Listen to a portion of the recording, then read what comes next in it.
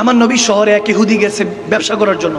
মক্কা থেকে মদিনা আসছে কাফের, সারাদিন ব্যবসা করলো, ব্যবসা করার পর রাতে কোথায় থাকবে বুঝতেছে না কোথায় থাকবে, কারণ ওই জামানায় তো আর হোটেল বা রিসর্ট কোনো কিছু ছিল না। হঠাৎ করে ক্ষুধাও লেগেছে, রাতে থাকার কোনো ছাদও নেই। 1450 বছর আগের কথা বলছি, যখন ওই ইহুদি কাফের ঠাই খুঁজে পাচ্ছে না, কোনো কাফের তাকে থাকতে দিচ্ছে না, আনজান, চিনে না জানে না, থাকতে কই দিবে। এমত অবস্থায় যখন একজনের কাছে জিজ্ঞাসা করলো, ভাই কার কাছে গেলে ঠাই পাই, তখন একজন ব্যক্তি দেখিয়ে দিল মদিনার মধ্যে একজন ব্যক্তি থাকে যার কাছে দেখবা কোনো জায়গায় ঠাই পাবা না, ওই জনের কাছে গেলে ঠিকই ঠাই পাবা। সুবহানাল্লাহ। তিনি মদিনার কামলিওয়ালা নবী, মুসলমানদের ইমাম, মুসলমানদের পয়গম্বর নবী মুস্তাফার কাছে যাও। ওই কাফের যখন গেল নবীজির দরবারে, নবীজি তাকে বলল কি চাই, বলতেছে রাতে থাকার উপায় নেই, একটু কি আশ্রয় পেতে পারি? আমার নবী বলে সমস্যা নাই, আমার ঘরে থাকবা। সুবহানাল্লাহ। আমার বাসায় থাকবা হুজরা মুবারকে। আমার নবী তাকে সাথে এক পেয়ালা দুধ নিয়ে আসলো দুধ পান করার জন্য, বলে এক পেয়ালা দুধ পান করো। সে দুধ পান করলো। নবীজি বললো পেট ভরেছে, বলে না। কাফেরকে আরেক পেয়ালা এনে দিল, পেট ভরেছে, বলে না। এভাবে ঘুমানোর আগে 7 পেয়ালা দুধ পান করিয়েছে। সুবহানাল্লাহ।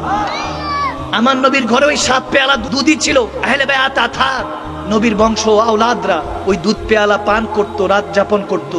একজনেরই 7 পেয়ালা পান করাই দিছে। মেহমানদারি কত সুন্নত দেখেন। আমার নবী বলেন আল্লাহ যখন বান্দার উপর খুশি হয় 3টা জিনিস করে। প্রথমত বৃষ্টি দেয় যদি খুশি হয়, আরেকটু যদি খুশি হয় তখন মেহমান পাঠায়, আরেকটু যখন খুশি হয় তখন কন্যা সন্তান দান করে। আরো জোরে। আমার নবী বলেন যারা কন্যা সন্তানের বাবা তোমরা নারাজ হইও না, তোমাদের সাথে আমি নবী মুস্তাফার হাসর হবে, কারণ আমিও কন্যা সন্তানের পিতা। সুবহানাল্লাহ। আল্লাহু আকবার। যখন নবী 7 পেয়ালা দুধ পান করিয়ে দিলেন, ওই কাফের পেট ভরে, বলে এখন পেট ভরেছে, এখন সে ঘুমিয়ে পড়লো। আমার নবীর আওলাদরা আমার নবীজি সহ না খেয়ে ঘুমিয়ে পড়লেন নামাজ কালাম পড়ে। নবীজির বংশ আরাম করে ঘুমালেন, না খেয়ে আরামের ঘুম।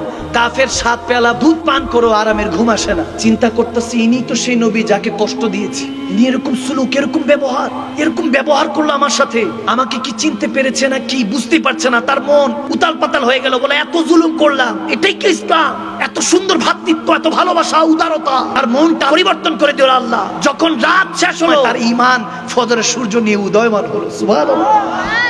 যখন ফজর আজান পড়লো, আমার নবী কাছাকাছি গেলেন, বলে ঘুম ভালো হয়েছে? বলে ইয়া রাসূলুল্লাহ ঘুম তো ভালো হয় নাই, আমাকে তাড়াতাড়ি কলমা পড়ান যাতে ঘুমটা ভালো হয়। সুবহানাল্লাহ। বলে হেদায়েতের মালিক কে? হেদায়েত দিয়ে দিল আল্লাহ। কালমা পড়ে মুসলমান হয়ে গেল। আমার নবী বলতেছে আপনার সকাল সকাল হয়তো বা ক্ষুধা পেয়েছে। নবীজি আর একটু দুধ নিয়ে আসলেন, বকরির দুধ নিয়ে আসলেন। দুধ দিয়ে যখন 1 পেয়ালা দিল, 1 পেয়ালা পান করলো। এখন বলতেছে আর একটু আনবো। তখন বলে ইয়া রাসূলুল্লাহ, কারণ সাহাবী হয়ে গিয়েছে তো, বলে ইয়া রাসূলুল্লাহ 1 পেয়ালাতেই পেট ভরে গিয়েছে। তখন আমার নবী হাদিস শোনাচ্ছে, বলে শুনো, কাফের জন্য 7 পেয়ালা লাগে, সে শুধু খাম খাম করতে থাকে, খেতে থাকে। যদি তোমার ভিতরে নূর পয়দা হয়, ইমানের নূর, তাহলে বুঝবা অল্পের মধ্যেই তুমি সুখ খুঁজে পাবা। আর যদি তোমার মধ্যে জুলুম থাকে, কুফরিয়াতের অন্ধকার থাকে, 7 পেয়ালা লাগবে। যখন নূর প্রবেশ করেছে, বলে ইয়া রাসূলুল্লাহ 1 পেয়ালাই কাফি। তখন আমার নবী বলতেছে তুমি মুমিনের খাতায় নিজের নাম লিখিয়েছো, এজন্য 1 পেয়ালা দুধই তোমার জন্য যথেষ্ট। সুবহানাল্লাহ।